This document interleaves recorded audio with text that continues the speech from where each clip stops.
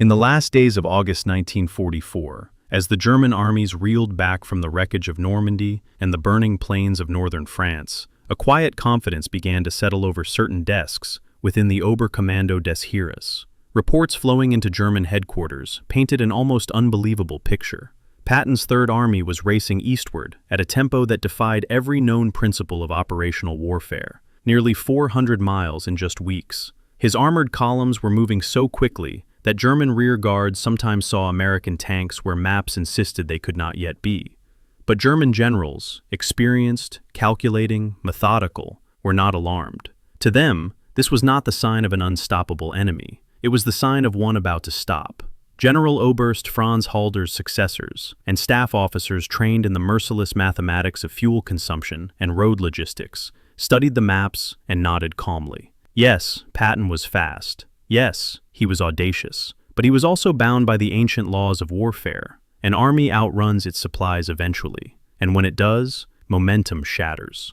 German logisticians calculated fuel burn rates, ammunition expenditure, maintenance cycles, road wear, and the limits of truck transport. They compared these numbers against the geography of France: towns still smoldering, bridges destroyed, roads choked with refugees, rail lines torn to pieces by Allied bombers. No system in the world, they argued, could sustain an advance of this magnitude. Patton's spearheads, they predicted, would soon grind to a halt. Their tanks would idle empty. Their infantry would wait for rations that never arrived. Their artillery would go silent. The Americans would face the same fate that had humbled armies for centuries: logistical paralysis. The Third Army's advance wasn't terrifying. It was mathematically impossible. General Lieutenant Gunther Blumentritt, analyzing reports from the West, remarked privately that the Americans were dancing ahead of their supplies. Even Rundstedt, bitter, weary, but still sharp, assured fellow officers that no army could maintain such velocity across such distances. The U.S. Army, he believed, would soon rediscover the boundaries of reality. Then, on a moonlit night somewhere west of Chartres, a German reconnaissance patrol encountered something strange. It began as a distant hum, low, mechanical, steady. Not the roar of tanks, not the grinding of treaded columns, something lighter, faster, more numerous. As the noise grew louder, the patrol took cover in a roadside ditch, expecting armor. What emerged instead stunned them.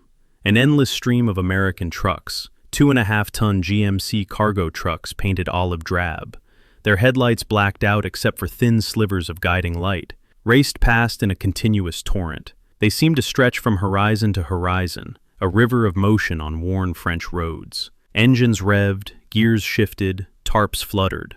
Some trucks carried fuel, others carried ammunition, others carried food, spare parts, medical supplies, everything an army consumed. One truck, then 10, then 100, then 1,000, rolling without pause, night after night, day after day. It was like watching a living organism, a mechanical bloodstream pumping life into Patton's spearheads at a velocity no German planner had ever imagined. The patrol reported its sighting.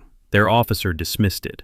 A trick of perspective, perhaps, a temporary convoy, a single episode. But the reports kept coming. Columns of trucks on every road, columns appearing at night, vanishing at dawn. Columns moving with such rhythm that captured German soldiers described them as beating like a heart.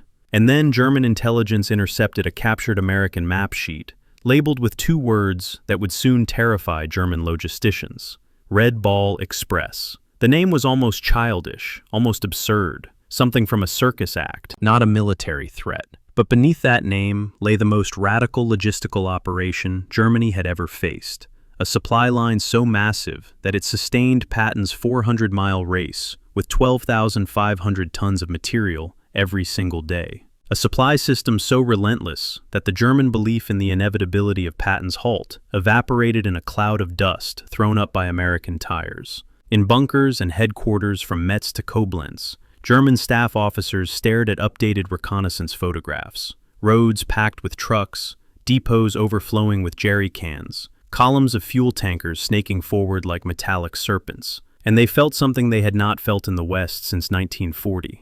They were facing an enemy whose logistics defied military science. This was not a railroad-based supply system like the German doctrine depended on. This was not a slow, deliberate pipeline of equipment. This was something new, something terrifying. An industrial nation transforming its highways into arteries of war. The Red Ball Express was not a convoy. It was an idea, a philosophy of mobility unbound by the constraints that had defined warfare since Napoleon. German generals had run their calculations again and again, convinced that Patton must soon slow. But they had not accounted for an army that treated its trucks like expendable ammunition, its drivers like frontline troops, its fuel like blood that must flow at any cost. They had not conceived of a logistics system designed not merely to sustain an army, but to sustain an army in perpetual motion. And so, while German generals waited for Patton to halt, the Red Ball Express roared forward, carrying with it the death sentence for any hope the Wehrmacht had of stabilizing the front in France. In the weeks that followed, German officers would realize a truth more devastating than defeat in battle. They had not underestimated Patton. They had underestimated American logistics. In the weeks following the collapse of the Normandy front, German generals confronted a strategic nightmare they had never fully prepared for. An American army that fought not only with steel and fire, but with momentum. To them, Patton's Third Army appeared to defy the physical limits of war. His armor swept across France in long, predatory strides, seizing towns faster than German field clerks could erase them from their maps. His infantry mounted the backs of tanks just to keep pace. His reconnaissance units outran their own communication lines. But momentum was not what frightened the German general staff. Momentum was transient. Momentum ran on fuel. Momentum ran on supplies. And supplies, eventually, ran out. To the German mind, Patton's brilliance was not the problem. Their confidence rested on deeper foundations, shaped by decades of staff college doctrine and a lifetime of bitter experience. Logistics always wins in the end. If an army moves too fast, too far, too hungrily, it exhausts itself. It becomes a knife thrust too deep, still sharp, but trapped. German generals had seen this truth on the Eastern Front. They had watched their own armored thrusts grind to a halt outside Tula, Stalingrad, Kursk. Not because the tanks were inferior or their tactics flawed, but because the fuel trucks had vanished somewhere on the endless steppe. They had watched panzer groups starve for spare parts and ammunition, while railheads struggled to repair bombed tracks. They had watched entire offensives collapse due to shortages that began as whispers and became screams. And so, when Patton advanced across France with impossible velocity, the German command saw not danger, but inevitability. He was repeating their own mistakes, burning fuel faster than supply lines could replenish it. They knew the pattern intimately: a breakthrough, a surge, a widening gap between spearhead and supply, a stall, a retreat. To the German staff, this was simply physics. German calculations regarding Patton's advance were not born of arrogance. They were cold, methodical, and brutally rational. In staff bunkers from Luxembourg to Metz, officers hunched over their maps, pencils in hand, and computed the American problem as if solving a mathematical proof. A division advancing 400 miles needed thousands of tons of fuel, ammunition, rations, spare parts, and medical supplies. A Sherman tank consumed fuel not only while fighting, but while idling, maneuvering, and covering ground. A single armored division contained hundreds of vehicles, each with its own appetite. Multiply this across the Third Army's sprawling structure: infantry divisions riding in trucks, engineers clearing roads, artillery brigades leapfrogging forward, and the logistical consumption became astronomical. German analysts understood that American supply lines did not rely on railroads.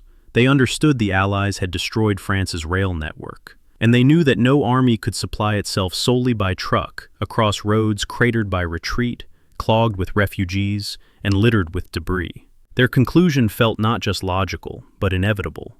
Patton's supplies could not keep up. He must stop soon. He had to stop soon. For the first time since D-Day, German officers felt a quiet confidence, not in victory, but in equilibrium. An equilibrium restored by the timeless laws of war. German disbelief in the sustainability of a 400-mile American advance came from more than mathematics. It came from doctrine carved from the failures and successes of an entire generation. Germany's own operational victories had always depended on railroads, depots, fuel dumps, and carefully prepared logistics. The celebrated Blitzkrieg campaigns were not simply storms of armor. They were supported by supply lines operating near the limits of feasibility. Even in their most triumphant moments, France 1940, the Balkans 1941, German panzer groups had advanced only as far as their supply echelons could reach. The Eastern Front pushed this to breaking point. There, German armies learned what happened when ambition outran logistics. They watched panzers stall when their fuel trucks bogged in mud. They saw divisions halt while their enemies retreated into the deep interior. They witnessed brilliant offensives dissolve into helpless attrition. Thus, German commanders internalized a hard truth. Speed without supply was death disguised as progress. When they looked at Patton's maps, they did not see genius unfolding. They saw a disaster waiting to unfold. Yet the German miscalculation was not merely mathematical. It was cultural. They did not understand, and perhaps could not understand, the American relationship to material abundance. German officers viewed logistics as a delicate art, fragile, easily disrupted, always one misstep from collapse. Their supply trains were vulnerable. Their fuel reserves were finite. Their abilities to improvise were hampered by scarcity. They lived in a world where every liter mattered, every shell was tracked, every truck overburdened. America lived in a different world. It was a country where factories produced trucks faster than Germany could destroy them, where oil flowed freely from Texas and Oklahoma fields, where standardization turned motor pools into interchangeable legions, where gasoline was measured not in drums, but in rivers. German generals, grounded in the logic of scarcity, assumed the Americans lived under the same constraints. They assumed Patton's army must be bound by the same limiting truths that governed every army in Europe's history. They did not see that the United States had built a new kind of war machine, one whose strength lay not in hoarding supplies, but in overwhelming them. Throughout August 1944, German commanders convinced themselves they could stabilize the front. Not through counterattacks, they were too exhausted for that, but through physics. The American spearhead would stretch too thin. Its tanks would arrive faster than its supplies. It would bleed momentum with every mile. And then, inevitably, it would stop. That halt would grant the Germans the precious time needed to regroup, entrench, and reshape the battlefield. In their diaries, several German staff officers wrote variations of the same thought. Let them run. They cannot run forever. To them, Patton was not unstoppable. He was unsustainable. This cognitive bias blossomed into certainty. They watched the American lines move, and every movement only strengthened their belief. The faster Patton advanced, the faster he must reach his operational limit. He was, they concluded, sprinting toward his own exhaustion. But the Germans had made a fundamental error.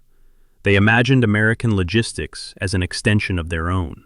As long as they believed their own limitations were universal, their assumptions would remain comforting and dangerously wrong. By early September, German generals truly believed Patton's advance had reached its breaking point. Fuel shortages had finally slowed the Third Army. Tanks sat idle. Infantry marched on foot. For a brief moment, German predictions seemed vindicated. Some German officers even celebrated. Then came the first reports of truck columns.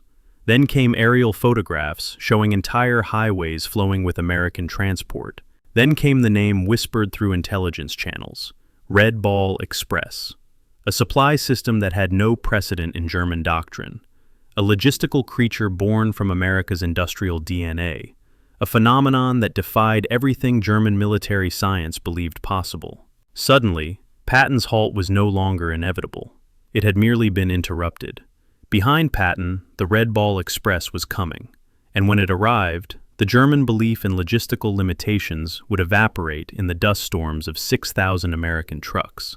In the first days of September 1944, while German generals congratulated themselves on the inevitable stall of Patton's Third Army, something extraordinary was taking shape behind the American lines. It did not appear on battlefield maps. It did not announce itself with trumpet blasts or armored thrusts. It grew quietly at first, like a nervous pulse, and then expanded into a phenomenon that would rewrite what modern warfare meant. This phenomenon did not wear medals. It did not fire shells. It did not storm cities or hold ground. It drove trucks, thousands of them, on roads that had barely recovered from the retreating Germans, through towns still smoking from aerial bombardment, across bridges that creaked under the weight of traffic so constant it resembled migration. This phenomenon would soon acquire a name, short, playful, almost too light for the role it would play in history: the Red Ball Express. To the German High Command, that name meant nothing at first, a curiosity perhaps, an intercepted scrap of jargon.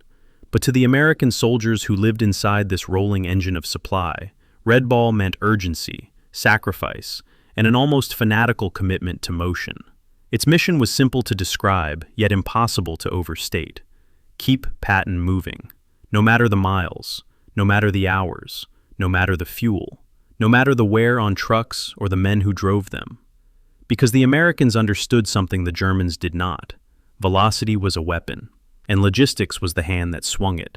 There was a moment, so brief that few recorded it, yet so symbolic that it embodies the entire German miscalculation, when Field Marshal Walter Model bent over a campaign map and stared in silence at a cluster of red arrows representing Patton's spearheads. They were moving too fast, too far, too confidently. The map itself seemed almost sarcastic, as if mocking decades of German operational experience. No army, Model insisted, could move like that. Not in France. Not with shattered railroads. Not without fuel. Yet the arrows kept stretching, east, south, southeast, twisting around German defenses like a current in a river swollen by rain. Model tried to reconcile the reports with reality. His brain, trained by the grim precision of the Eastern Front, refused to accept them. In Russia, distances had murdered armies. Hundreds of thousands of men had been swallowed by the logistics of space. If Germany could not maintain momentum on the wide steppes, how could the Americans do it in a France whose roads had been obliterated? He leaned back and whispered something that his adjutant never forgot. Es ist nicht möglich, und doch geschieht es. It is not possible, and yet it is happening. This was the psychological pivot, the moment when German disbelief began to warp under the pressure of Patton's advance. Because the Germans were not merely surprised, they were unmoored. There is a moment, preserved in a fragment of a German officer's diary, that captures the inner collapse better than any map or report. It was written in mid-September 1944, after days of trying and failing to understand the American advance. Wir hatten geglaubt, Geschwindigkeit sei unser Erbe. Nun begreifen wir, dass es immer ihre Zukunft war. We believed speed was our inheritance. Now we understand it was always their future.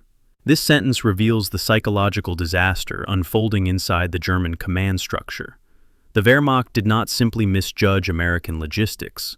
It misjudged the world from which American logistics emerged. Their disbelief in the Red Ball Express was not a failure of intelligence. It was a failure of imagination, shaped by decades of culture, doctrine, and identity. Germany's officers had been trained to think of war as a contest of scarcity. Every liter mattered. Every shell was priceless. Every kilometer was earned through painful calculation. Their mindset was forged in the trenches of 1914, hardened in the fuel-starved winters of the Eastern Front, and cemented by a national industry strained past breaking. The Americans, by contrast, came from a society built on abundance, on the idea that problems were solved by scaling upward, not constricting downward. The United States was not merely a wealthy country. It was a country whose identity was tied to machines, movement, highways, and production lines that never slept. These two worlds collided in France, and the psychological shock was seismic. For generations, German military pride had centered on discipline, hardship, and efficiency.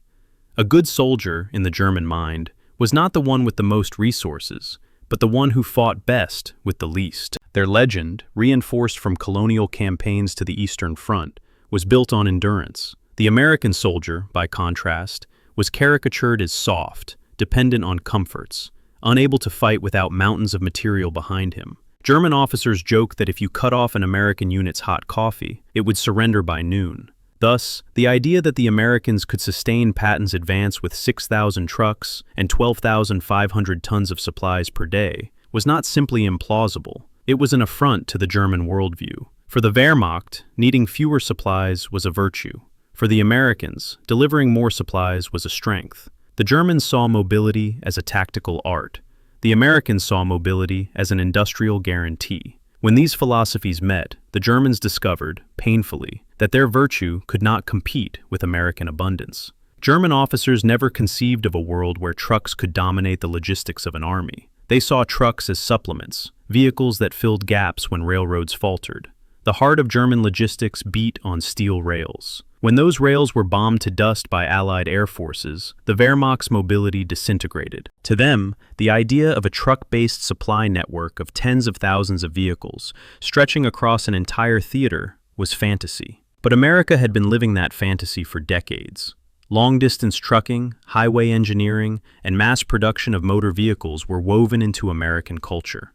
Dispatchers, convoys, road etiquette, roadside repairs. These were not wartime inventions. They were the ordinary vocabulary of a motorized civilization. Thus, when Patton needed a miracle, America did not need to improvise one. It only needed to scale up what its society already knew how to do. The Red Ball Express was not a military innovation. It was simply America being America. And that was the exact fact the Germans could not emotionally process. Every German staff officer had experienced logistical collapse firsthand. They had seen panzer divisions halted mid-offensive because a single railroad junction had been bombed. They had watched fuel convoys vanish under Soviet partisans. They had been forced to calculate artillery fire down to the last round because resupply was uncertain. Their entire worldview rested on the assumption that logistics set a limit on ambition. Patton violated that worldview so violently that many German commanders refused, at first, to believe what they saw. Some claimed the American trucks were empty. Others insisted the Americans were consuming stocks they could not replace. A few believed Patton was gambling his army into disaster. But gradually, disbelief gave way to something worse than fear: recognition. The Germans realized they were facing an enemy whose operational possibilities were not bound by Europe's old rules. A New World Army, as one general put it, that brought with it a new physics of war. When reports confirmed that the Red Ball Express was delivering more tonnage daily than an entire German field army consumed in a week, the shock became existential. Officers stared at the numbers and felt the floor tilt beneath them, because if Patton could be supplied indefinitely, then nothing could stop him. Not rivers, not blown bridges, not distance itself. For years, German officers comforted themselves with the belief that they were the better soldiers, better trained, better disciplined, better led. The Americans, they believed, relied on industry because they lacked martial spirit. But the Red Ball Express forced them to confront a devastating truth. War in the 20th century belonged not to the nation with the best soldiers, but to the nation with the best logistics. This realization broke something inside the German command culture. It tore at the pride that had sustained them through catastrophic retreats, through encirclements, through the destruction of their air force and the bombing of their cities. All their sacrifices, all their tactical brilliance, all their battlefield ferocity, none of it mattered if the enemy could move at a tempo Germany could not survive. Patton's tanks were no longer the real threat. The trucks feeding them were. And when the German high command finally accepted that truth, the myth of German superiority, that ideological iron that had held them together through 5 years of war, rusted in a single month of American motion. The most painful psychological impact was not that Patton advanced. It was that he advanced because of trucks. To a military steeped in the aristocratic mythology of the warrior, to be defeated by an enemy's supply line, by drivers and mechanics and dispatchers, was almost humiliating. Not a heroic defeat, not a noble struggle, not a duel of equals. A defeat administered by logistics clerks, grease-stained drivers, and a convoy system the Germans did not even consider a weapon. This realization hollowed out the German spirit long before the battlefield did. In private conversations, generals dropped their confident tone. Officers stared at maps with the distant look of men watching a mountain slide toward them. The myth of German military science, once a towering monument, now seemed like a shadow cast by a burning convoy of American trucks. The Red Ball Express did not just supply Patton, it broke the Wehrmacht's sense of identity. In 1940, momentum had been the German advantage. France collapsed under armored thrusts that seemed to appear everywhere at once. The Wehrmacht understood that striking faster than the enemy could organize was a form of psychological warfare, an assault on both space and time. But by 1944, that Germany no longer existed. Its fuel reserves were thin. Its railways were shattered. Its divisions were hollowed. Its industry was suffocating. The Wehrmacht had learned to fear movement, not embrace it. Rapid maneuver no longer symbolized superiority. It symbolized vulnerability. Speed had become a predator that turned on its master. Thus, when Patton drove his army forward with the zeal of a man who believed motion itself was destiny, German commanders felt a strange, disorienting inversion. The Americans were using their own philosophy against them, at a scale they could no longer dream of. Patton's movement was not a tactic. It was a psychological weapon. It created cracks in the German command structure, long before the Red Ball Express filled those cracks with the shock of its impossible supply volume. News of captured towns, and then towns 50 miles beyond those, spread through headquarters like aftershocks of a distant earthquake. Officers whispered that the Americans were moving faster than even panzers had moved in the glory days of France, 1940. That comparison wounded. It humiliated. It frightened. Patton was not beating them with superior tanks or doctrine. He was beating them by resurrecting their own legend and surpassing it. Every German general was a product of a culture that worshipped planning. They believed war could be mastered through tables, curves, projections. They believed that if one understood the constraints, one understood the possibilities. No surprises, Rommel had once said, if one knows the math. But now, the math had betrayed them. What does a mind do when the equations that governed its world suddenly stop working? For many German commanders, the first response was denial. Reports of Patton advancing 30, 40, 50 miles in a day were dismissed as exaggerations, reconnaissance errors, Allied propaganda. Staff officers urged Model and Rundstedt to ignore these ghosts of American mobility. Yet the ghosts kept appearing, often at the doorstep of German rear headquarters, in the form of American tanks that should not have been there. Denial cracked. Doubt replaced it. And in that doubt, fear began to take shape. The German command's disbelief did something catastrophic. It produced paralysis. Decisions delayed. Reinforcement plans stalled. Counterattacks became timid. Strategic thinking became reactive. Because Germany's entire operational model assumed certain fixed truths, that roads limited speed, that supply lines restricted ambition, that distance punished the aggressor, that trucks were secondary to railroads, that logistics governed motion. When Patton violated those truths, German operational logic disintegrated. They could no longer predict where the Americans would be tomorrow. They could not understand how to disrupt a system whose limits they could not perceive. Patton moved so fast that German reserves often marched toward positions already overrun. It was not chaos. It was disorientation, a deeper, more paralyzing condition. Because an army can function amidst chaos, it cannot function when the universe of war itself stops behaving. The shock deepened when German officers realized Patton did not maneuver like a European general. His speed was not measured by the rhythm of depots or railheads. He maneuvered like a man who did not acknowledge the traditional boundaries of war. A railroad was destroyed, he found a road. A bridge was blown. Engineers built a new one in hours. Fuel depots captured, he rerouted trucks even faster. German officers spoke of Patton as if he were unbound by gravity. They had underestimated something fundamental. America functioned as a motorized civilization, not a motorized army. To the Germans, trucks were tools. To Americans, trucks were identity, extensions of a society that lived, breathed, and traveled by road. The Red Ball Express did not invent American mobility. It magnified it until the ground itself seemed to vibrate beneath German feet. Thus, Patton's advance became a nightmare where the enemy did not merely move through space, it consumed space. By the time Patton approached the Moselle, a quiet terror spread through German headquarters. A terror not of defeat, but of unpredictability. The American advance was no longer something they could model. They could no longer rely on their cherished calculations. Each day felt like waking to new rules, new physics, new laws. One officer, after seeing a map corrected yet again with longer red arrows, muttered, "If their trucks do not stop, neither will their tanks." It was a statement of despair. Because trucks were supposed to stop, supplies were supposed to run out, logistics was supposed to be the ceiling of ambition. But Patton had found a way, or rather, America had built one for him. to shatter that ceiling.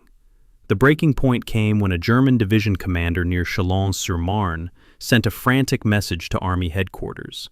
"Enemy tanks approaching. We believe them 50 kilometers away." Those tanks arrived before the staff could answer. In that moment, something snapped inside the German command's psyche. The belief that their predictions governed the rhythm of war died. They realized they were no longer facing a known opponent, but a phenomenon, an adversary whose rate of movement resembled not an army, but a natural force. Patton's momentum, sustained by a supply line Germany did not yet understand, had become a kind of storm, rolling forward with a pressure the Germans could feel but could not resist. Not clarity, not acceptance, only fear. And fear is lethal to strategy. When Patton reached the Meuse, German generals no longer asked, "Where will he strike?" They asked, "Where can he not strike?" And increasingly, the answer was, nowhere. Their disbelief, once armor, had become a wound. Because in war, the greatest danger is not the enemy you underestimate, but the truth that arrives too late to change anything. Before the Red Ball Express, the idea of supplying an army hundreds of miles from its ports would have seemed madness. Railroads were the traditional backbone of logistical warfare. Armies advanced with their railheads, extended supply lines track by track, and stalled until engineers could rebuild destroyed infrastructure. The Germans expected this pattern. They had lived by it. Every army in Europe had. But the United States was not an army shaped by European geography. It was shaped by American highways. For decades, American truck culture had evolved in a landscape so vast that it dwarfed the distances of France. Civilian drivers had moved goods across thousands of miles, from one coast to another, under all weather conditions. Motor transport companies, trucking schools, highway engineers, all had refined a national skill that Europe barely recognized: the mastery of long-distance overland transport.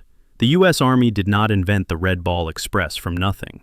It activated a cultural instinct already baked into American life. To American commanders, the idea of sending 6,000 trucks into constant rotation was not insanity. It was obvious.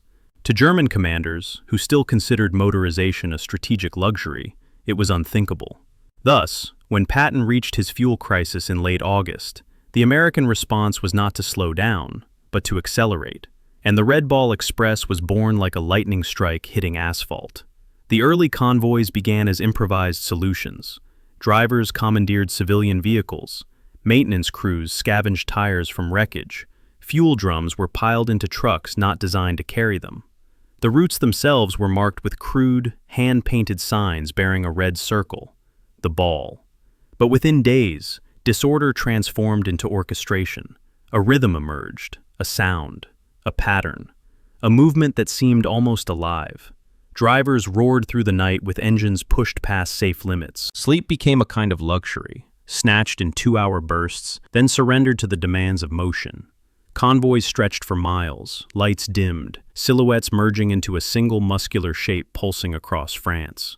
Every day, the rhythm intensified. Every night, the roads shook with the passage of steel. What the Germans saw from distant reconnaissance planes looked impossible. Roads filled not with tanks, but with the lifeblood of tanks, rushing forward in veins of rubber and gasoline. The German belief that Patton could not be supplied was based on calculations, cold, precise, technical. What those calculations missed was the human dimension, the relentless, exhausting, heroic labor of the men who drove the trucks. Many of these drivers were African American soldiers, men the Army relegated to segregated service companies, believing combat roles were the domain of others. But when Patton needed fuel and ammunition, when the Third Army needed a miracle, it was these men who delivered it. They drove through nights lit only by the faint glow of blackout slits. They repaired engines in ditches under enemy fire. They kept convoys moving after accidents, bombardments, and breakdowns. They pushed their trucks until the metal screamed. One driver later recalled, "You didn't drive the Red Ball, it drove you." The Germans never accounted for this human tenacity. You cannot calculate determination. You cannot quantify duty. You cannot predict a system run by men who refuse to stop. As the Red Ball Express expanded, its scale became monstrous. A ton delivered every few seconds. A convoy completed every hour. A flow so constant that the dust rising from the roads hung in the air like fog. German analysts, poring over captured reports, realized with horror that their original predictions were no longer valid. They had underestimated not only American industrial power, but American logistical philosophy. The U.S. was not replenishing Patton's army. It was feeding it. Like a living creature, with an appetite matched only by the nation that sustained it, German military science had always assumed that trashed railroads meant paralysis. Instead, the Americans simply replaced railroads with asphalt and rubber. German doctrine assumed trucks were auxiliary. The Americans made trucks the spine of their army. German generals thought distance slowed offensives. The Americans made distance irrelevant. It was not simply innovation, it was revolution. There came a moment, a specific night in mid-September, when the German high command finally glimpsed the truth. A Luftwaffe reconnaissance pilot, flying low over the Loire Valley, spotted an endless chain of headlights snaking along the highway. He followed them for 20 kilometers, then 40, then 60. The convoy did not end. It simply curved into the horizon like a glowing river of movement. He radioed in, voice trembling. Es hört nicht auf. It does not stop. That report struck at the heart of German assumptions, because if the convoys did not stop, if the supplies did not pause, if the Americans had mastered the art of perpetual motion, then Patton would not stop either. The German belief that logistics would halt the Third Army died that night, somewhere above a French highway glowing with the pulse of the Red Ball Express. The truth finally dawned on the German general staff with the clarity of disaster. They were not fighting an army, they were fighting a supply system. A system so vast, so flexible, so relentless, that German models of warfare could not fathom it. Germany had prepared for maneuver. America brought mobility. Germany had prepared for attrition. America brought replacement. Germany had prepared for offensive surges. America brought endless replenishment. The Red Ball Express did not merely sustain Patton's advance. It invalidated German military science. When autumn descended on the battlefields of eastern France, the forests turned gold, and the rivers ran colder. But it was not the changing weather that marked the shift in the war. It was the sight, seen from the air, from bridges, from battered German outposts, of an American logistical machine that simply refused to slow. Even as Patton battled for the Moselle, even as the front thickened with German counterattacks, the roads behind the Third Army pulsed with the relentless lifeblood of the Red Ball Express. Day after day, night after night, convoys surged forward, sometimes limping, sometimes roaring, but always moving. In the end, this was the true symbol of American power in 1944. Not the tank, not the plane, not the rifle, but the willingness to turn an entire nation's roads into a weapon. The Germans, who once believed the laws of logistics were immutable, had discovered a new truth. Logistics is not a law of nature, it is a choice measured in manpower, sacrifice, industry, imagination, and will. They had fought an army that chose to sustain movement at any cost.